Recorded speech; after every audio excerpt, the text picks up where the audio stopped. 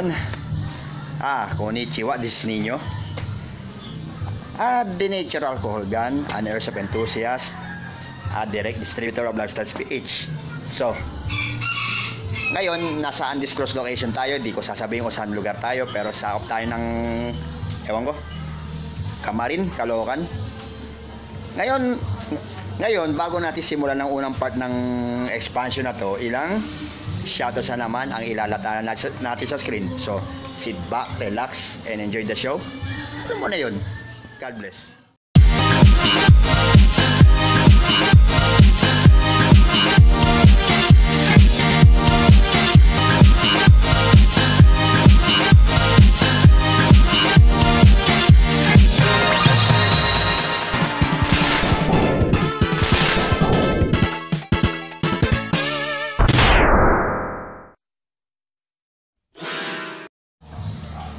Ngayon, now, we had already given the shoutout, so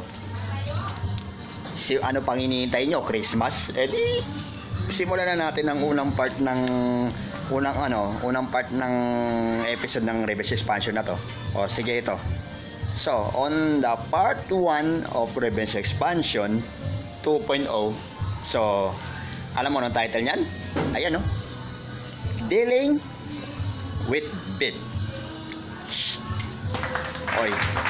Akala siguro yung word na mura ng bitch. Nang tingin nung nalukat ko sa dictionary, ayun, nakalagay isang female dog, pero may acronym yan. So, pakita natin kung anong mga acronym na yan. So, on how to dealing with bashers, intimidators, trolls, cyberbullying, and haters. So, eto, wala nang paligoy-ligoy pa, diretsahin ko na kayo dito sa segment na to, sa part 1 na episode na to. So, we have to move out and draw fire on this episode na to. So, ito. So, hindi natin masasabi kung paano, hindi mawawala lahat ng mga mang-uusig, mga manunuligsa, lahat ng mga against. So, nandito na lahat kung paano natin i-deal up ng mga yan. So, isa-isay natin ang 5 acronyms na yan. So, unahin na natin ito, isa. Number 1 is bashers. Okay, bashers, one who engages in gratuitous physical or verbal attacks on a person, a group of type of people. A harsh critic of opponent. Yung tinatawag mo, may mga critic nga na nagkalat sa paligid, the art critic, basta puro criticize ang alam ng mga gawa, kundi yung pagkaamali. So, meron akong example dito, napahalimbawa dito. O baka naman, disclaimer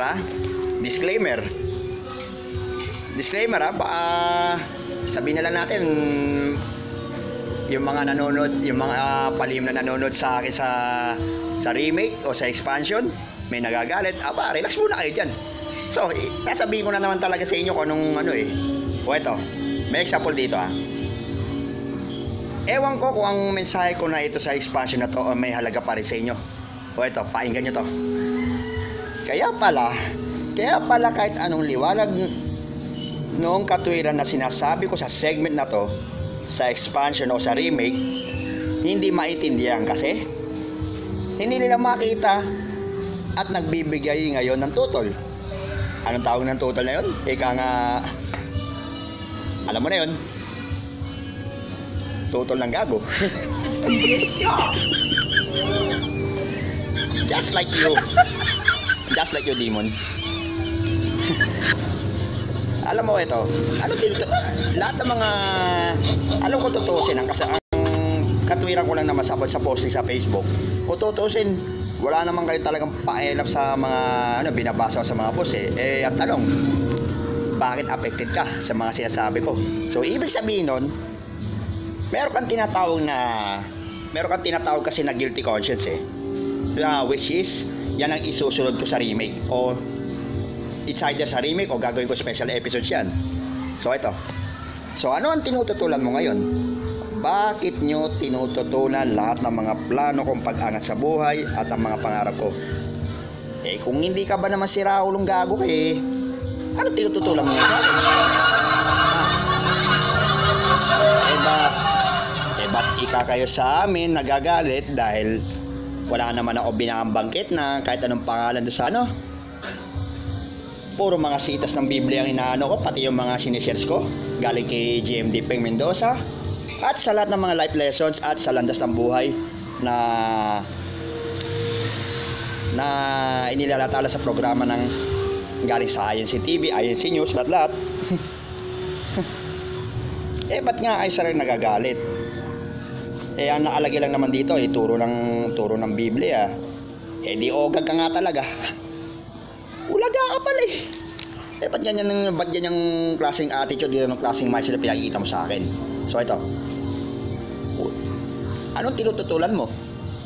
Anong tinututulan mo sa akin?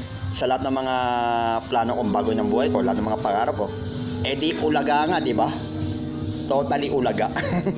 Putangin na nyo! Kung pag-usapan nyo ako, parang wala ako dito! Alam mo, simple as that. Simple as that. Pero anong tinututulan mo? Di wala. Pero umaagad siya sa akin. At sa iba pa. Di gago ka nga. Gago nga talaga. Tutol ng diablong buwang na to Alam mo, ipagpauman ninyo sa amin mga kamongols, mga kapatid, across the planet, kung merong gustong kumontesta rito na mga ogag na sa remake o sa expansion, yung mga lihim na nanonood sa akin, lumabas kaya kayo sa ring. You line them up, I'm gonna punch them right to it. Sapain kita di isa lang ang ibig sabihin niyan, word for word o verbatim, gago nga talaga yung mga yan. As in gago. Like you, Lucifer. Siya. Alam mo kung ututusin? Hindi na dapat pagtalunan kung sino talagang demonyo dito. Siya. Dandaanin ko hindi ko na dapat hindi naman talaga kailangan pagtalunan kung sino talagang demonyo dito. Siya. Next. Intimidators. Ayan. As in, mga nakakasagupa ako nung high school ako, nung college ako, until this point, mga bully. A person who teases, threatens, or hurts smaller, weaker, or more vulnerable persons. Alam mo, kung hindi ka ba naman na santamba ng mga engot na taga-sanlibutan na gagawin nyo pag iba yung ng tao, iba yung race, religion, language, bubulihin nyo? Anong karapatan mo gawin nyo? Mambuli ka ng kapwa mo, mangbanta ka, mangharas ka ng at mang-disrespect ka ng paniniwala ng iba? Who the bloody helicopter are you who gave the right to do such evil things? Kasi kung kanilang ganyan, kasi utak nyo kasing kitid lamang ng hibla ng buhok o ng molecule ng pag-iisip mo. In other words, utak mo may ubo.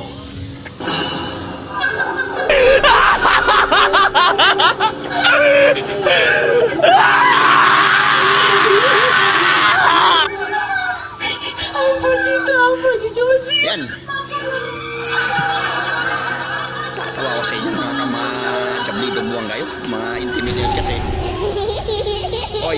Para sabihin ko sa inyo, kayong mga hadlang sa plano ko at sa mga pangarap ko sa buhay at sa pag-angat ko ng pagbabago sa sarili ko, kayo yung mga tinatawag ng mga intimidators. Pues sasabihin ko sa iyo, I am not intimidated.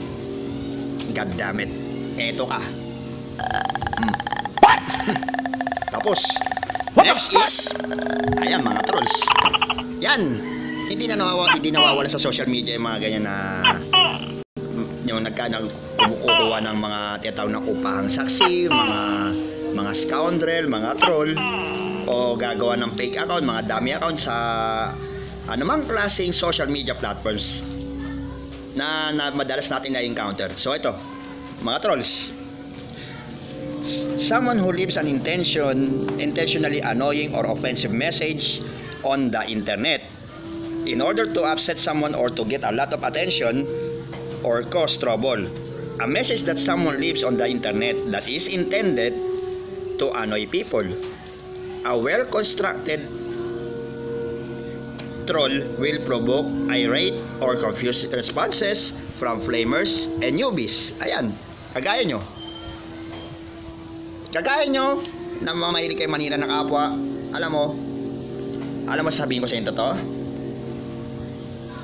Ang mga naniniwala sa mga ganyang klaseng paninira o sabi-sabi, kagaya nyo, wala kayong bait sa sarili. Eh kung hindi ba naman kayo samdamakmak na mga samdamakmak na mga engot na baliw na hindi maintindihan.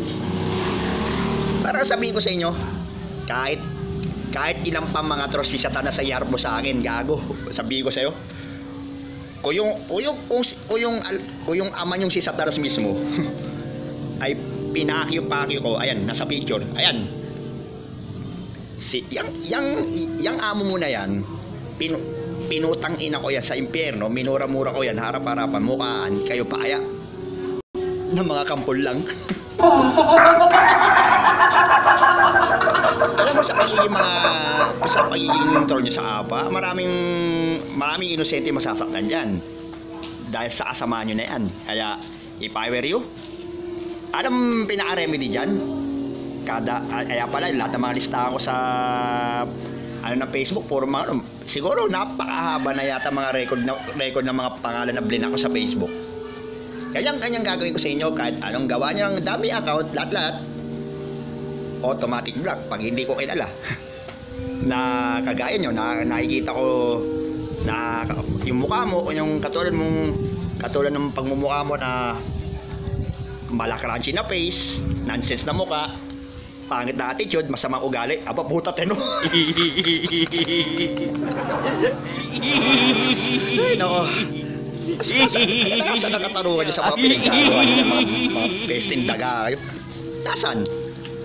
Kuha ko sa inyo, kahit ano klaseng trolls ang gawin mo, pero yung mga gumagawa na hindi maganda sa kapwa, baka nakakalimutan nyo, may Diyos na nakatingin sa inyo sa taas, pinagmamasdan lahat ng mga kasama nyo. Tapos, kaya itigil nyo na lahat ng mga atarantaduan na yan. So, sunod, eto, cyberbullying. Ayan. Well, cyberbullying nga, di ba? Nangyayari sa panahon ngayon. Kasi technology na, di ba? Technology is superior. Yung mga tiyatawag na, ayan, mga keyboard warriors. Eto, the use of electronic communication such as social media platforms to bully a person by typically sending a message on intimidating or threatening nature. Children may be reluctant to admit to being the victims of cyberbullying. Ayan. Kasi pag nag-iwan ka ng mensahe doon by the use of electronics or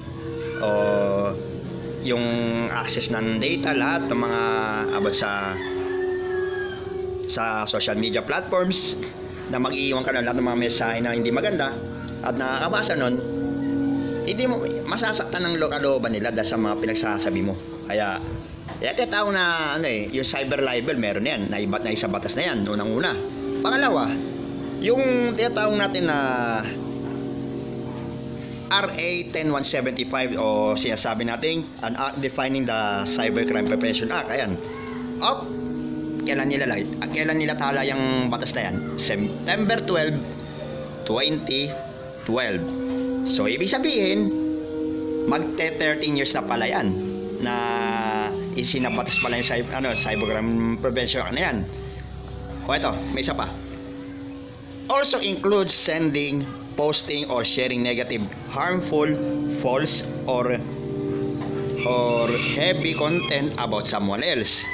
It can include sharing personal or private information about someone else, causing embarrassment or humiliation. Some cyberbullying crosses the line into unlawful or criminal behavior. Ayan, yung tiyatawag na paglabag sa tinatawag nating Data Privacy Act. Ay sabi ko, yung cyberbullying na yan, tigil-tigilan na yan kasi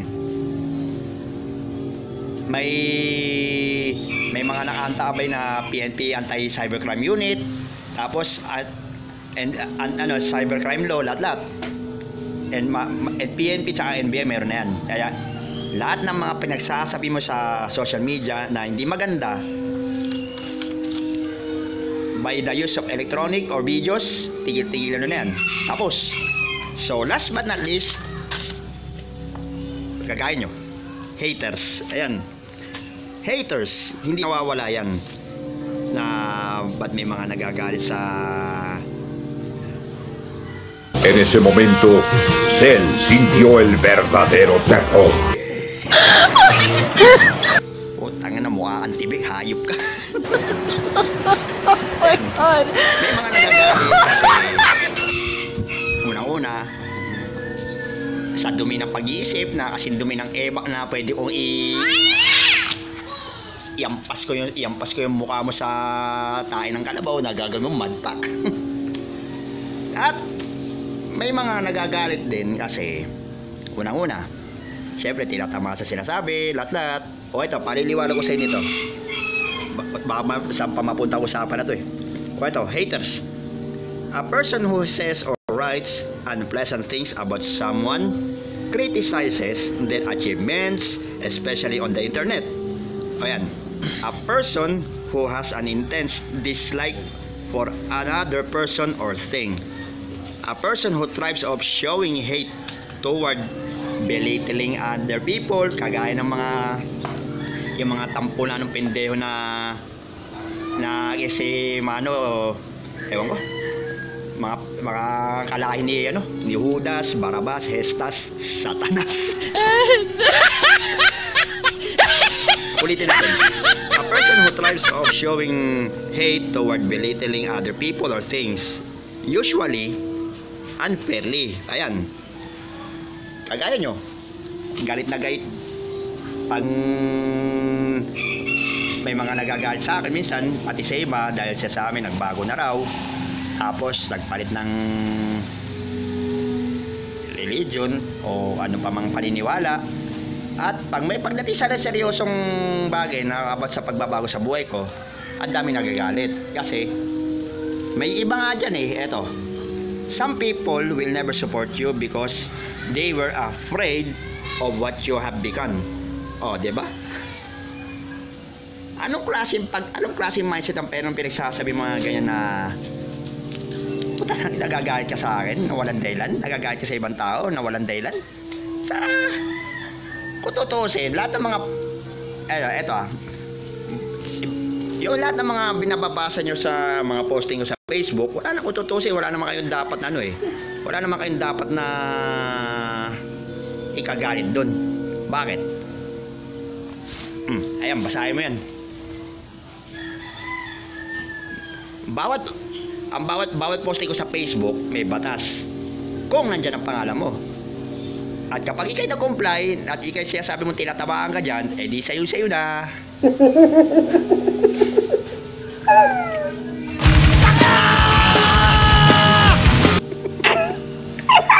Yan. Alam mo ko totoo. Lahat ng mga bagay na pinupost ko, puta na may nagagalit kasi alam mo bakit? Apektado dati.